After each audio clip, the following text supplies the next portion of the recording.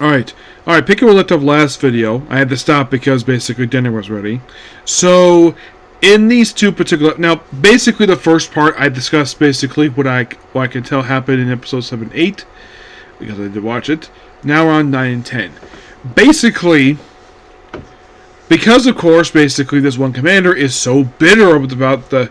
Because of the fact he was convicted of desertion, which apparently the Church of the Light Spirit, decided to have him executed, but then they decided to put a double in his cell, and he escaped. So the Central Nations, the guy in charge of it, decided to concoct a very stupid plan by declaring the Crimson Scholar a heretic. Yep, and basically he sent a messenger from the Central Church to the Wizard Nation, demanding the woman over, and, well, because of... Now they didn't know this, but she was actually not in the country. She was back in Demon Territory. They had no idea about this. So, they had one of the maids disguise herself as the Demon Queen, though she's referred to as Crimson Scholar, which, like, oh yeah, she's a heretic, so let's basically proceed to whip her. Yes, whip her, and also bash her head. I'm like, you... It's like an exposition. It's like an imposition. And they put her like in chains. And it's like, oh, because they're so high and mighty. Because they... it's like this is a representation. It's like the writer of the series. It's like, this is sort of basically, I would say, like, you probably would think, is this based upon something the Catholic Church did? From what I've read about them, yes. They would do stuff like this. They would declare people heretics because they dare disagree with them.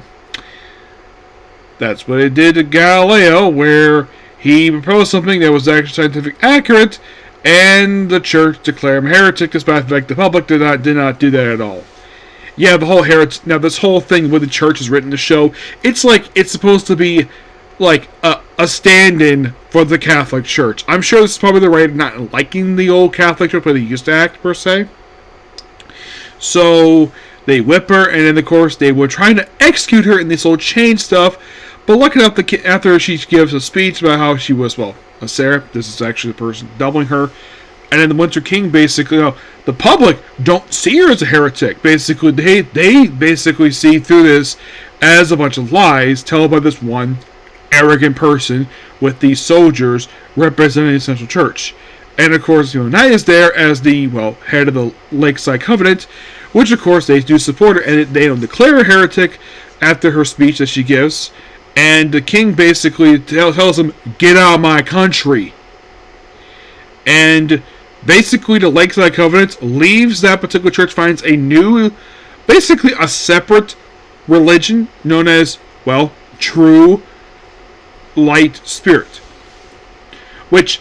you could say this is loosely based upon, from what I can tell anyways, I would say this is probably loosely inspired by the followers of Martin Luther, where they would leave the Catholic Church to form their own denomination of Christianity.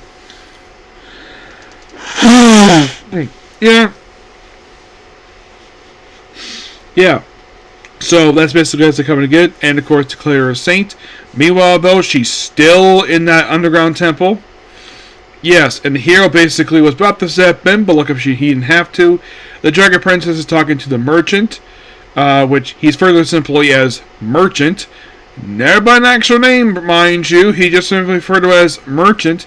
Also, because of this whole thing with the heretic stuff, like the Central Province decided to raise.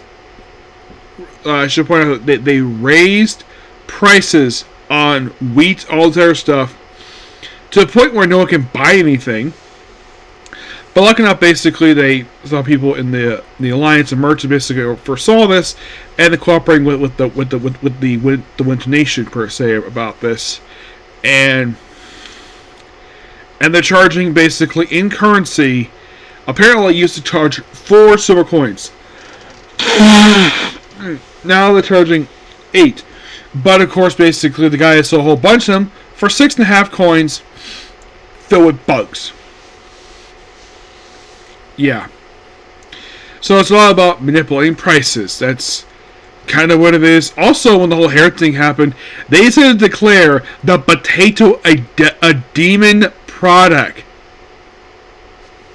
Quick question, you like, if I was there, I'm like, do you have any proof this is basically a devil product?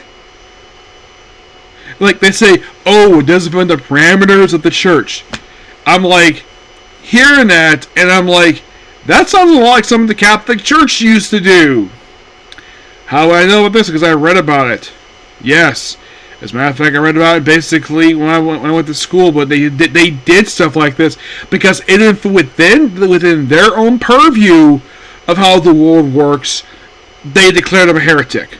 And in the universe, because they're like, oh, because they support what they claim as a heretic, they declared that Son of Promises a nation of heretics. And basically, this is brewing to be another war. Not with demons this time. No. This time with the Central Church. Which I'm like, yeah, this sounds like basically Lutherans versus Catholics. Where I heard one point, this actually was put into the TV show The Tudors, where a group of Lutheran mercenaries sacked Rome. Yes, seriously, they sacked Rome. Now, also from what I read, Martin Luther himself did not want to break with him because he wanted to change the Catholic Church, but because people love his stuff, he wrote so much, they formed a separate denomination with him as the head. Yeah. Also, he married a nun. Yes, named Katie. I read about this, so I know.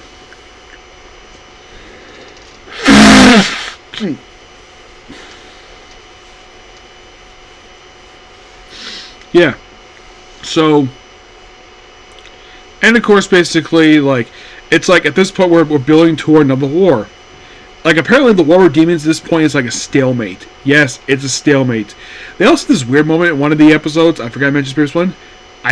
It was basically where the female knight basically declares herself to the hero, and after a bit he does accept, taps on the shoulder, and then later on they spar. And then they decide to dump water to themselves, where later on she takes off her shirt, and she's covering her very small chest with basically a towel. And then she proceeds to wash his hair. Yep, wash his hair. And then, of course, basically the girls comment on his hair later on. This is later on other stuff. I forgot to mention that, but yeah, but that's kind of happens over the course of this video and the last video. 4 episodes. Yep. So, next video will be the last one, and then it's on to Slayers. How much I get through that tonight, I don't know. I'll try to go as much as I can. As of currently, today's still a free day. Tomorrow, I do actually have one anime coming out tomorrow. You're like, really? Well, I haven't heard anything about it, but I'm sure it's coming out tomorrow. That being Jujutsu Kaisen. Yes. I'm assuming that based on, well,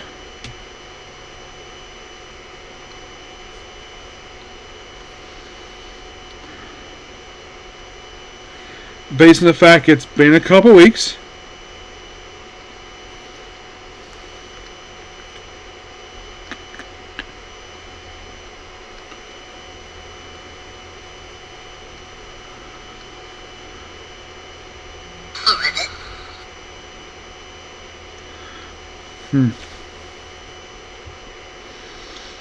I would think they would have announced. Okay, so oh, it is premiering tomorrow. Awesome. Actually, no, it's premiering the 22nd.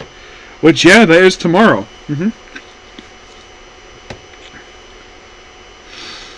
Yep, I'm like, fantastic. I mean, I kind of suspected that. So,